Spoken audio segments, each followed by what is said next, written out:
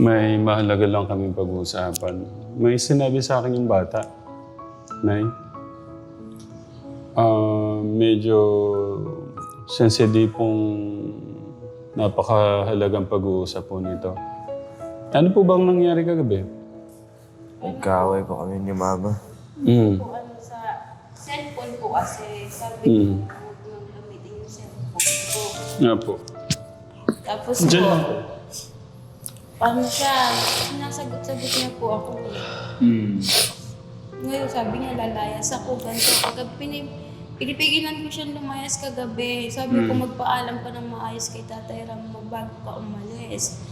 Kaya siya daw hindi ko daw siya tinuturing anak. Pinakagalitan ko lang po kasi sa cellphone. Gabi na po kasi alas 9 na eh. Sabi ko huwag ka na ako mag-cellphone, matulog ka na. Yung ba kinagalit niya sa akin. Yan lang po, walang iba. Wala naman. Tapos sabi niya, lalayas daw po siya. Sabi ko magpaalam ka muna kay Tatay Ram mo kung gusto mo huwag sa akin ka magpaalam. Yung masasakit na salita, ano po yung masasakit na salitang nabitawan niyo? Ano lang po, yung sabi niya, doon na lang daw siya sa tatay niya. Hindi naman ako papayag na doon siya kasi nga nanood ko rin naman po na nangyari sa kanya ng tatay niya. Sabi niya po kasi kagabi, umuwi na lang daw po ako sa tatay ko. Ganyan na lang rin yung ano. Kayo pala nagsasabi na eh. Kasi nga po gusto niya doon eh. Gusto po niya doon na lang siya para matulungan doon ng tatay niya. Sabi ko lang po yun pero ayaw ko nandoon siya. Si Kuya Rain, paliwanag mo sa akin. Mahalaga to eh. Kasi nag-usap na tayo na sana yung respeto sa mga magulang, nakakatanda sa'yo. Ano po kasi, tagal ko pong hindi nakakausap yung mga kaibigan ko po. Sige. Gabi po, naglalaro po kami tatlong magkapatid. Ayan, sa TikTok po, nag-ano po kami parang sa face lang. Tapos mamaya, na-miss ko yung mga kaibigan ko. Yung mga friend ko po. Friend niya po yung mga kaibigan ko dahil in-friend ko po. Noong time na wala pa akong cellphone. Dahil gusto ko rin makausap. Tapos hindi ko na po, matagal ko pong hindi nakausap yung mga kaibigan ko po. Karamihan po sa San Martin po yung mga kaibigan ko. Hindi ko po nakakausap talaga. Mga gali po sa San Martin, hindi ko na po nakakausap talaga. Okay, tapos paano nagsimula yung away niyo ni mama mo? Sabi niya po, huwag ko na daw po gamitin.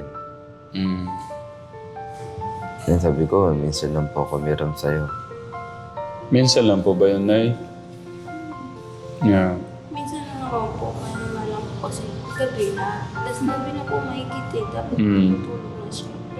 Yun lang naman akin. Hindi po siya nakinig cellphone pa rin po ng cellphone. Hanggang sa nagsalita na siya sa akin na kalayas na lang ako.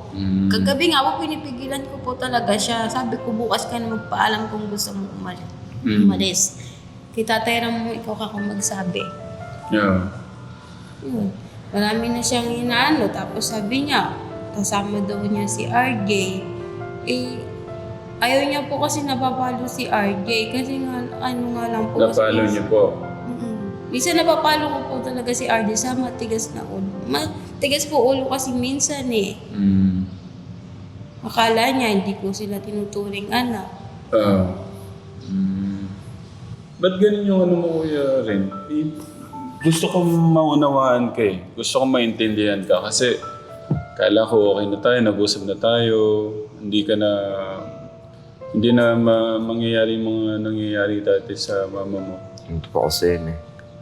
Dahil po hindi ko na po minsan po pag di na po ako, minsan na lang po kasi makagamit lang po. Na-miss ko yung mga kaibigan ko, chinat ko lang. Sino lahat ang kausap mo doon? Yung mga dati pong galing sa San Martin na wala na. Sa kaibigan lang naman na eh. Tapos, gusto niya matulog lang siya na maaga.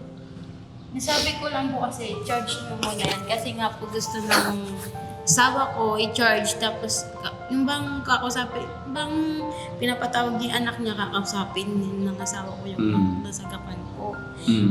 Ngayon, sabi ko, charge mo muna. Hindi po siya nakikinig eh. Sabi ko po sa kanya kagabi, minsan na ako makagamit dahil di na nga po nakakaya minsan. Dahil alam ko naman, sa kanya yan, sa kanya cellphone yan. Kaya minsan ko na lang po meron sa nagkaroon na po kanya. kasi ng cellphone, nalaglag naman po sa... Tubig. Opo, dahil po napakagaling po talaga na Kasi siya. ano po niya yun eh, bali, masaya po siya na may cellphone ba na nakakausap niya na yung galing sa San Martin. Nakikita ko naman po yun, masaya siya ng gano'n. Naintindihan ko naman po yun. Na nalilibang siya, humunga po yung cellphone niya, lalaglag sa tubig, nang hinayang siya. Sana pinaliwanag mo ng maayos or na pwedeng 5 minutes pa, 10 minutes, ano ba, kagad po ba nagalit siya gano'n? Parang nasabi niya. Pero sino po bang unang nagtaas ng boses? Siya po. Sabi, Bago ko. sabi ko po kasi sa kanya, minsan na lang akong manghiram sa'yo, hindi mo pa ako na pagbibigyan. So ikaw yung unang nagtaas ng boses, kuya. Paano nagsimula? Sabi niya po, charge niyo muna yan. Huwag mo na gamitin. Sa kanya. Sabi ko, minsan lang ako manghiram sa'yo. Hindi mo po ako pinapahiram. Tapos, paano mo nasabing sasaksakin mo yung mama mo? Hindi po. Sabi ko po, ako po nagsabi sa sarili ko niyan, parang gusto kong saksakan yung sarili ko. Paano po ba yun? Tama po ba sinabi niya o kayo po yung sasaksakin? Hindi po. Magpapakamatay daw po siya pagka pinigilan ko siya lumayas. Lagi niya pong ganun ang sinasabi niya sa akin sa tuwing magkaaway kami. Siyempre, ina ko, masasaktan ako kung anong mangyari sa kanya. Kaya kagabi po, pinipigilan ko siya umalis. Gusto mo ka akong umalis, magpaalam pa kay tatayran mo. Akala ko may pinag-usapan na tayo, kuya, yung mga pangarap mo. Yan mo sa akin yan, kasi mahalaga sa akin yan. Kasi nag-ano na tayo ng mga oras, kumbaga nagsisimula na tayo, nag-prepare na ba, naghahanda na tayo para doon. Nga po, minsan sobrang inip ko po, parang wala na akong magawa. Gusto ko laging may kausap. Naintindihan ko naman. Sobrang hindi ko na nakausap mga kaibigan ko.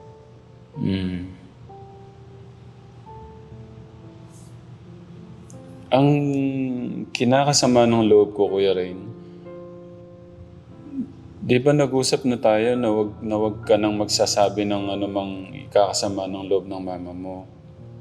Sobrang galit ko po kasi minsan na lang ako nakakapag ngayon ko, hindi ko na nakausap mga kaibigan ko po.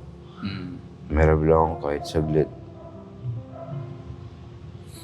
Pwede mo namang kausapin ng mama mo. Ba't ka Sabi ko nga, pwedeng isang oras pa. Sabi mo? Sabi ko Nag-ano nga ka ba? po. Ganon? Sabi ko nung una pa, sabi ko minsan, kahit saglit lang mo, kinakausap lang ako.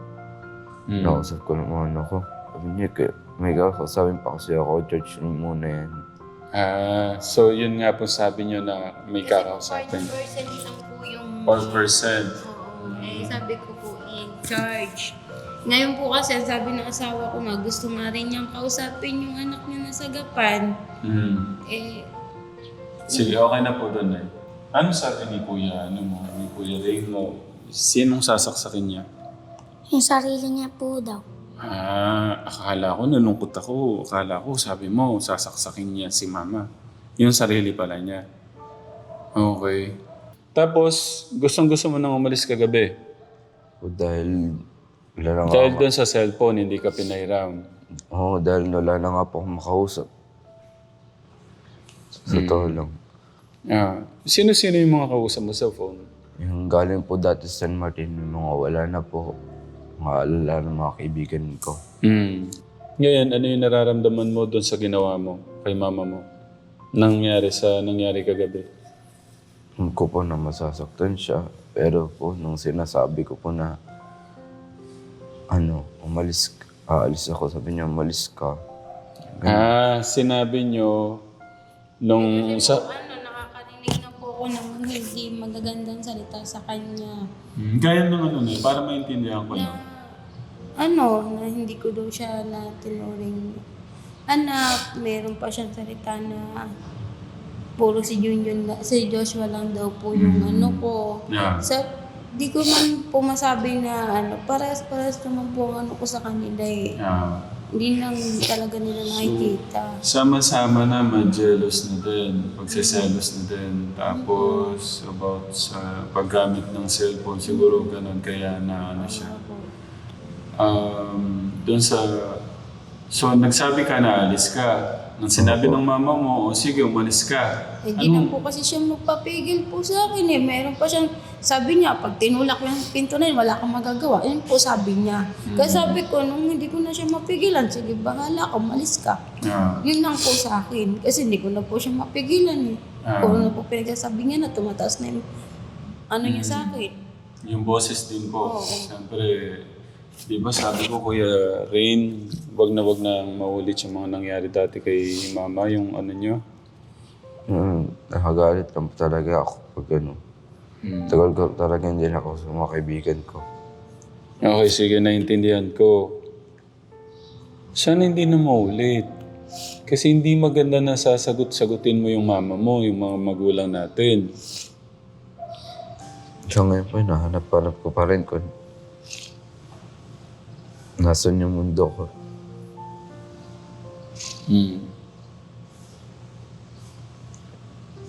Nasan yung presensya ng mga magulang ko.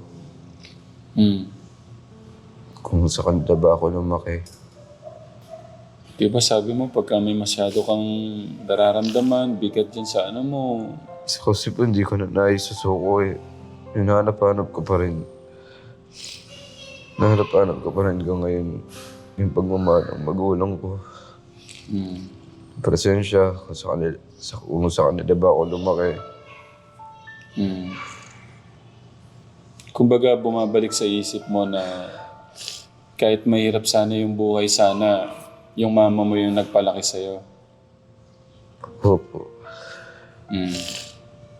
Diba sabi ko sa'yo, pagka ikinulong mo yung isip mo dun, mahirapan ka lang. Bisit ko po inaalis kasi laging naiisip ko talaga po eh. Kahit isuko ko na. Kasi feeling mo parang... Paano yung feeling mo parang wala na talagang pagmamahal kaya kayo nano doon? Feeling ko po, di na sa ano, di ko masabi na di nila kayang buhayin. Kasi yung kahit hirap yung buhay po, ano, nandun pa rin dapat yung ano, isip na anak nila ako. Masakit na rin po sa akin. Masakit po talaga sa akin. Kapag ano, nadala ko sa ibang lugar na hindi ko kasama ito, hindi kong pamilya. Nahanap-hanap ko yung presensya nila. Naintindihan ko, Kuya.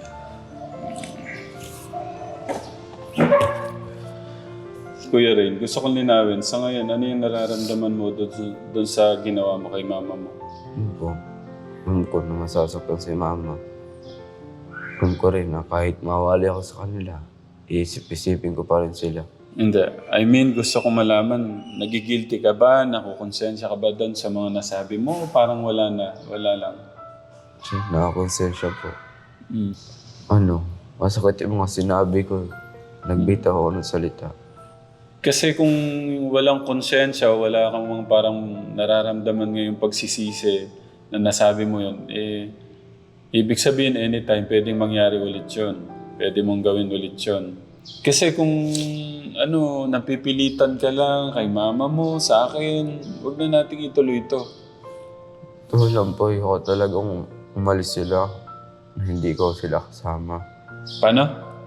Di po ko, para sa akin, nangungulila ako pag di sila kasama. So kahit sa pag-aaral ko, dyan sila sa Kasama mo pa rin si mama mo, sila. po. Okay. Kahit sa takbo ng buhay, so lagi silang kasama. Kahit problema, mahirap yung buhay. So lagi kami buo. Okay, sige. Kategram, unawain na lang natin si Kuya Rin sa... Yan ay sa tingin ko sa mga napagdaanan niyang ano, yung Yung pagpapalaki po sa kanya tsaka yung mga nakikita po niya sa paligid niya dun sa ano. Okay. May gusto kang sabihin kay mama mo? Sorry, ma. Sorry po, ma, kung napagsabihan kita ng ano. Sorry sa mali na bagay dahil lang dun. Nagalit ako. Titignan mo si mama mo. Huwag mong titignan yung... Sorry, ma, kung nagalit ako. Nagtaas agad ako ng boses. Dahil lang sa mali na bagay ng cellphone. Sorry, dahil doon nagsimula. Pagsalita ako ng masakit na salita. Alam kong masakit.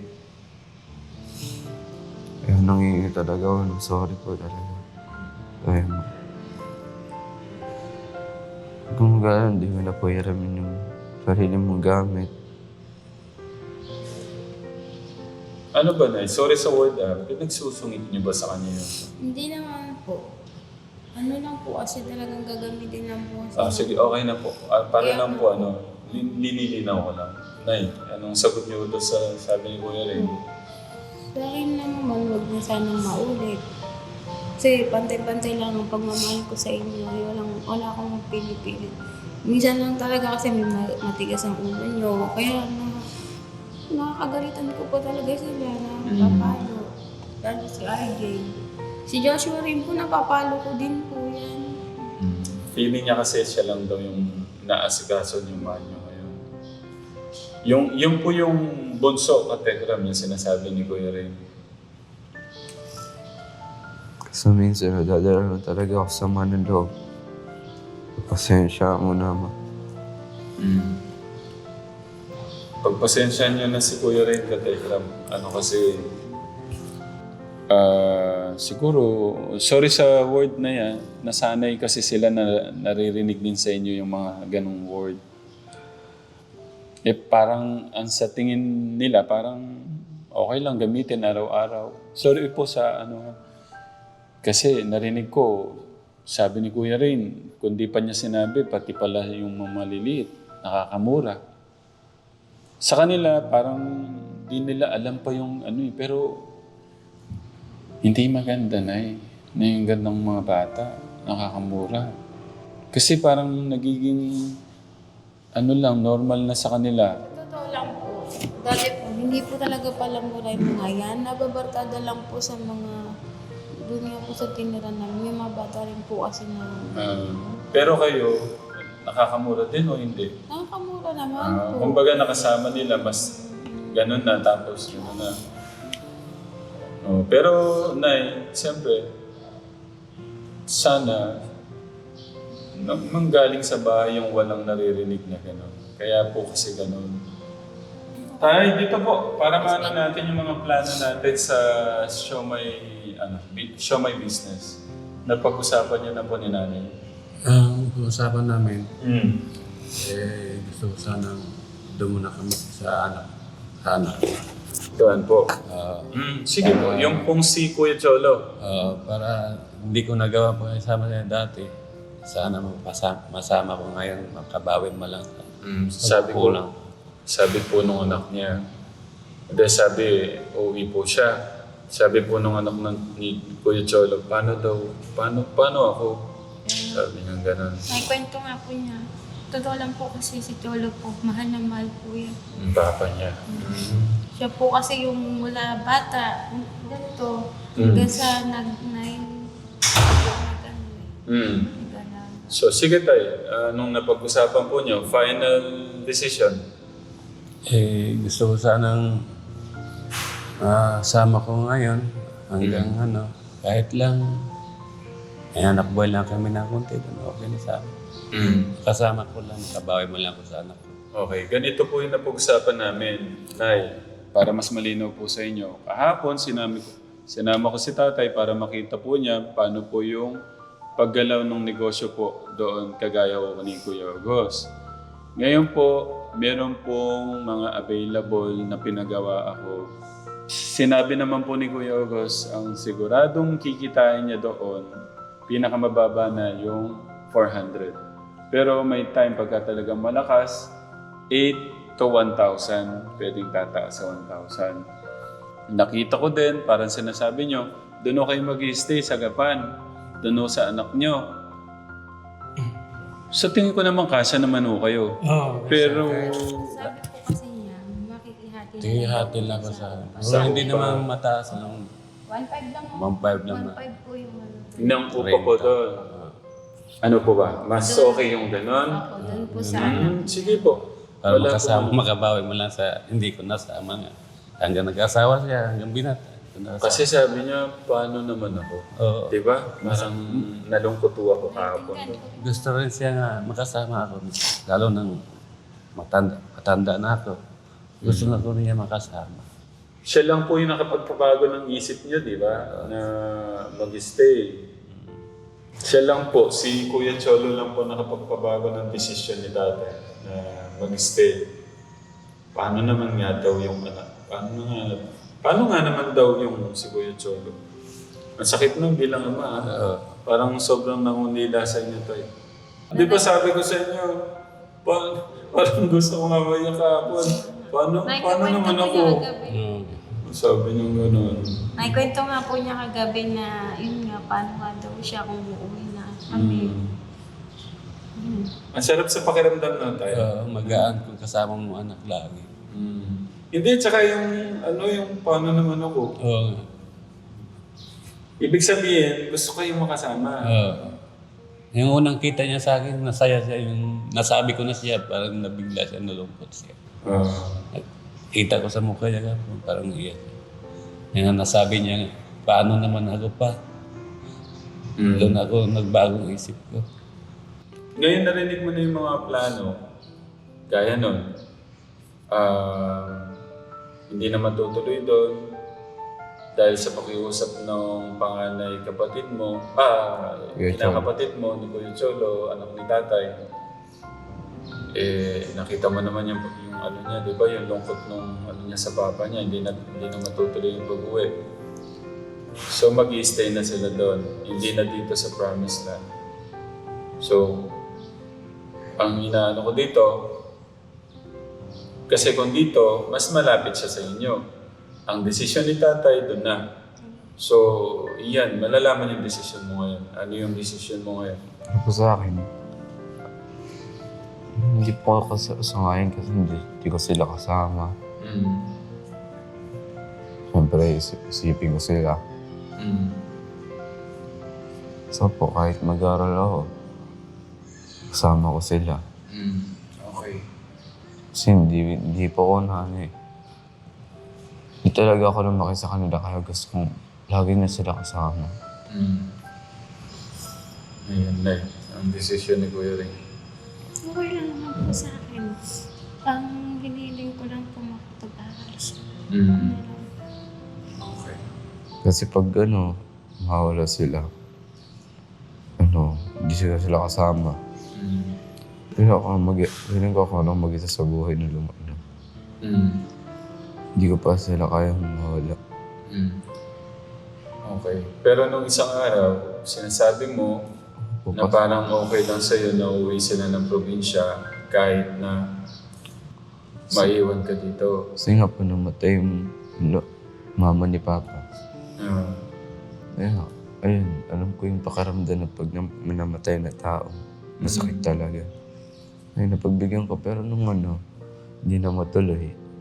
Kahit man, paano, kasama ko sila. Ano mo na mas masaya ka kung kasama sila. Okay.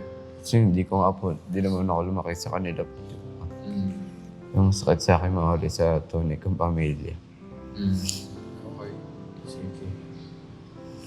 So, ang decision natin, matutuloy doon, sila papa at mama mo, doon ka na din mag-aaral. Ano po? Okay. Saya ako dahil ngayon kung malaki na ako, kasama ko na sila. Okay. Bata, di ko alam po talaga kung anong gagawin ko. Di ko alam kung kasama ko talaga sila ng bata ako. Kakaalam ko po sa ampulan na po talaga ako lumaki. Hindi po ako nagsimula ng bata ako. Okay. Yun yung mas mahalaga sa akin kung saan mas mapapabuti lahat. Mas magiging masaya lahat.